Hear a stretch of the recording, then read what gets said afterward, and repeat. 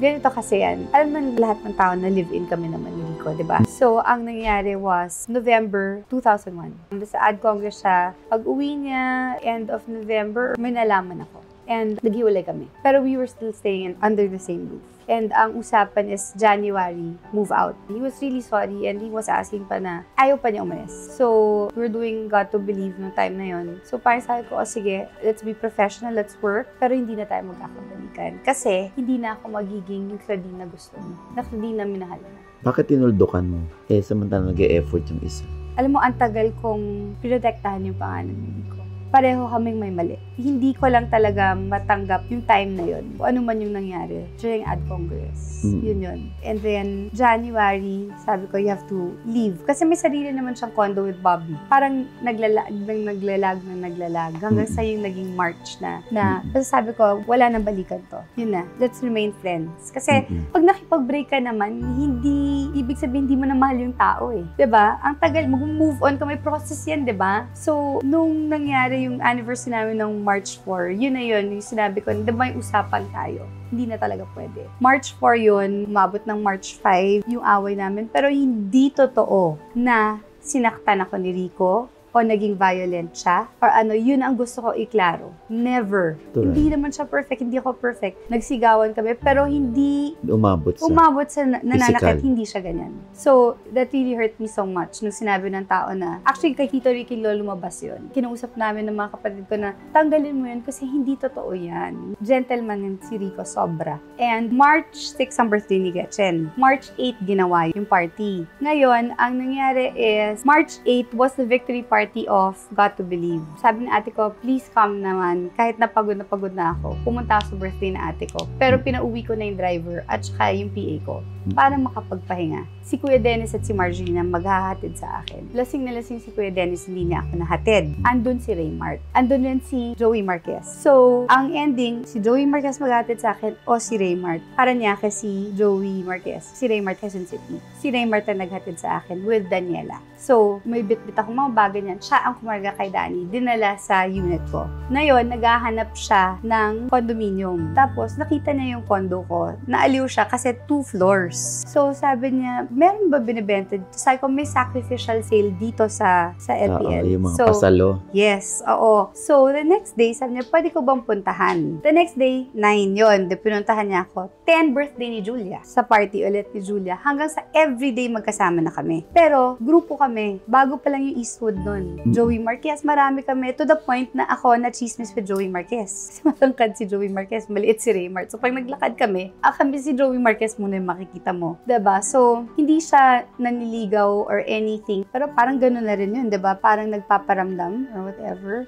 6 naniligaw sa akin during that time na kami ni Rico. Hindi alam ng mga manliligaw na kayo pa ni Rico. Ala? Pero hindi ko talaga pinapansin. Padala silang flowers, pala. Medyo actually nakakabastos on Rico's part. And sa akin, nabastusan ako for Rico's sake. So, everyday magkasama kami. Tapos nag-work ako. Magpapadala si Raymart ng food. Ganyan. Tapos, syempre, gusto ko rin pakita kay Rico na totoo na talaga to. Ito, tignan mo, mag-a-accept na ako ng mga manliligaw. Parang ganon. Kasi syempre, diba, hurt ako eh. Gusto ko pakita sa kanya, mag-move on na ako talaga. Ang last usapan namin was March 17, and then 24, and then the night na yun yung pinaka-nagsisisihan ko. The night na March 29, na madaling araw. Tumatawag siya. I had 2 phones. Dati Nokia yon at Ericsson. Ang Ericsson meron pang-block. So, blinak ko yung number niya. So, parang sinabi ng sister niya, yung last call niya was sa sister niya at sa akin. Na hindi mo nasagot? 7 phone calls yun. Na hindi ko talaga missed calls. Intentionally, hindi mo sinagot. Intentionally blinak.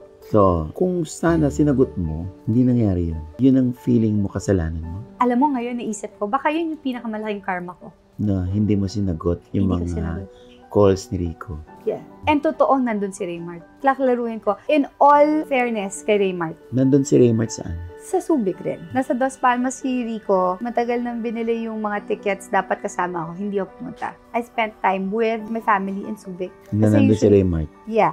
Usually naman, kapag ka Holy Week, kung wala ka sa Baguio, sa Boracay, nasa Subic, ganyan, nagkataon merong golf tournament si Congressman Boji D, na isa sa mga super close friends ni Raymart. Isa sa mga nagkasal sa amin ni Raymart, sa Isabela. So, yun ang pinunta niya talaga doon. At the same time, andun na rin naman ako. Parang nangliligaw na rin ng konti. Kasi tahimik siya, so hindi ko alam Kasi Rico nga, hindi ko alam na naging boyfriend ko until sinabi ko, you have to ask me. 'Di ba? Na pwede ba kita maging girlfriend, ganyan. So, totoo, nag-dinner kami with my family, with Raymart. Because actually, ang Santiago's and ang Barretos, very close. Kami lang ni Raymart ang hindi close. Kami lang yung hindi nag-uusap at nagpapansinan sa party. Yun. So, totoo yun. Pero para lumande or to spend time with Raymart in a romantic way, no. Hindi yun. Alam ng Diyos yun. Okay. So, nung namatay si Rico, nandun si Raymart. Nandun si Raymart sa Subic, kung saan nandun ka, tsaka yung family mo. Yes. Actually, nung brinake yung news, nandun yun si Raymart, nung dad ko.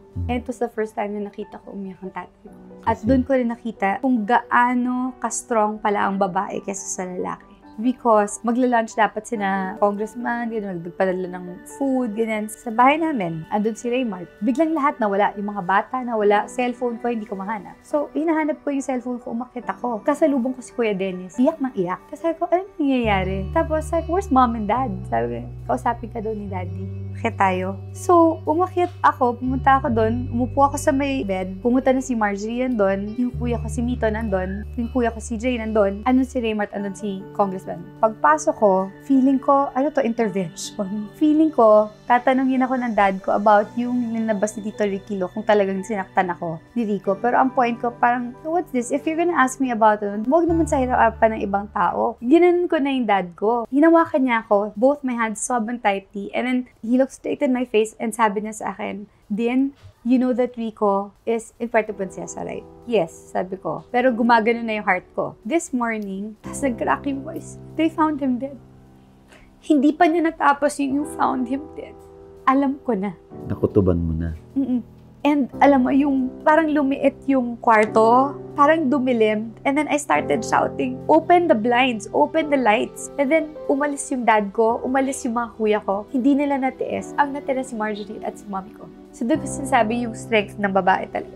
Kasi hindi kinaya ng mga kuya ko na makita. Hindi ako umiiyak noon Nag-panic attack ako. First panic attack ko yun na matindi na. Sabi ng mom ko, all the blinds are open. So I ran down dun sa may give me my phone, give me my phone. Tapos, nag-agawa na kami ng ate ko, ni Marjorie. Tapos nakita ko na first caller ko, si Tatay Dolphy, tapos si Ate V. And then, puro Tita Lulu, ganyan, Tita Mariol, Mr. M, lahat ng mga boss wala dito sa Pilipinas. So, tumawag ako kay Dominic, hindi sumasagot. Tumawag ako kay Guido, yung kasama nila, hindi sumasagot. Tumawag ako kay Jana, hindi sumasagot. Finally, tumawag ako kay na Geraldine, hindi rin sumasagot. Tumawag ako kay Marvin, akala ko kasama si Marvin. Sabi ko, where are you? Where are you? Sabi ko, where's Rico? Sabi ko, tell me, is he okay? Is he okay? Sabi niya, what's happening? Ano nangyayari, Clau? Why? Sabi niya, bakit ka nagagalit? Ba't ka sumisigaw? Ganyan. Sabi ko, is it true? Sabi ko, is it true? Just tell me. Sabihin mo na sa akin, Marvin. Sabi ko. Sabi niya, ano ang sasabihin ko sa'yo? Nasaan ka? Sabi ko. Nasaan si Rico? Sabi ko, ganon. Ano sinasabi ng patay na? Ano?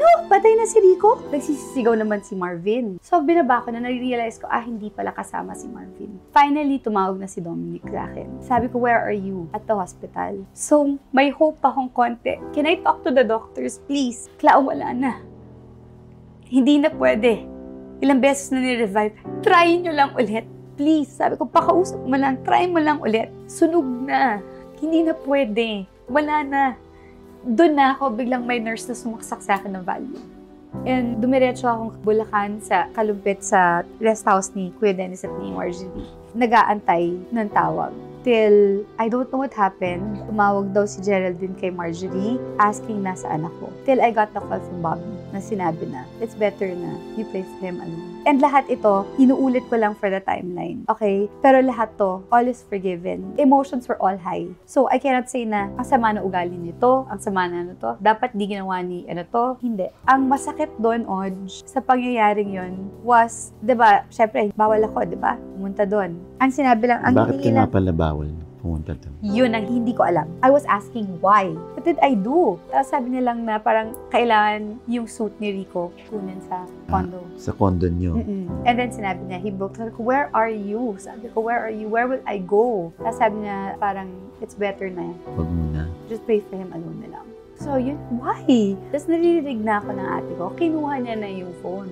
Nagsisisigaw na yung ate ko, si Marjorie. Why? Bakit ganyan? Kakausap ko lang sa kapatid na isa na sinabi na, where's Claudine? And ito, ano ba talaga? Ano ba ang decision? So, yung healing time namin ni Jel, dun ko tinanong kung bakit rin. And yung time na parang kinukrucify at galit na galit yung mga tao sa akin at sinasabi na pinagpalit ko si Rico, alam ng Diyos, mawala na lahat ng mga taong mahal ko, pero never ko niloko si Rico. Ang question ko nga kung ako yung namatay, ganun rin ba ang gagawin niyo kay Rico? Yun rin ba yung pagdadaanan niya? Kasi ayoko mapagdaanan na yung pinagdaanan ko. I mean, ika-question din ba yung mga na sa kanya? Sa mga na-chismis sa kanya? Ipipilit ba na totoo yun? Diba? I mean, kung sa akin nangyari yun, baka mas grabe pa yung ginawa sa kanya. And that during the time na kinukrucify ako ng tao at sinasabi nila kasalanan ko, ang hindi alam ng tao, ako rin, sinisisi ko rin yung sarili ko. Na sana mas maging compassionate or understanding yung tao kasi kung pinapunish niyo ako, pinapunish ko rin yung sarili ko. Kung galit kayo sa akin, mas galit ako sa sarili ko.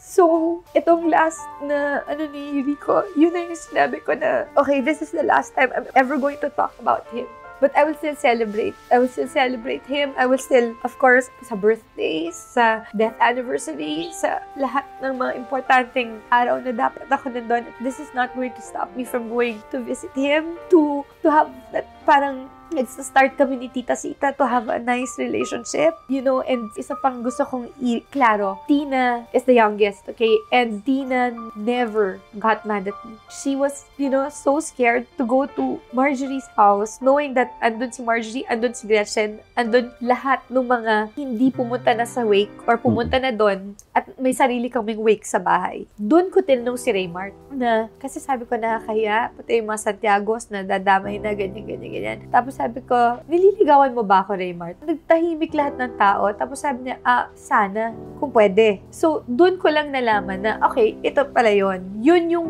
timeline. Okay, pero hindi ko sinagot agad si Raymart. Sabi ko, hindi ako ready. So, it took like 1 year pa na nanligaw siya. Maybe it was because I was vulnerable. Maybe it was because I was sad. Mabuting tao rin naman siya kahit paano eh. Alam mo yun? Pero yung sana malaman ng tao na dala-dala ko yun araw-araw. Kung nandun ako, baka buhay pa siya. Alam mo yun? Pero may sinabi sa akin yung dad ko na tumatak sa akin na, don't you think na God didn't allow you to go there because what if you were there and you couldn't save him? What if pagising mo, katabi mo, malamig na bangkay. Dinatrauma ka pa. You think Rico would want that? So, be more, sa sarili mo. Kasi I was so mad at myself. You know, I was hardly eating. I was, working.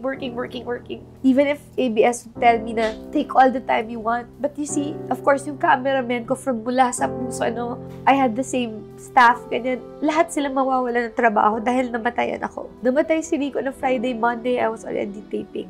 And ginawa ni Direk Wen lahat para lang mapaiyak ako. Kasi galit na galit ako sa sarili ko. And the only time na umiiyak ako was when I had interviews about him. But other than that, pinipilit ako ng mga kapatid ko that it's okay to cry. And then yun, ayaw na nila ako bumalik ng LPL. So I stayed with Margie and Kuya Dennis.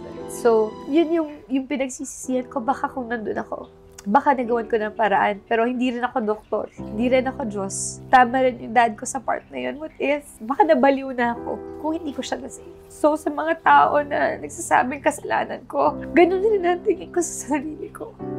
So, sana mas maging understanding kayo kahit konti. Dahil yung galit nyo sa akin noon, siguro 1,000,000 times over ang galit ko sa sarili ko noong panahon na yun.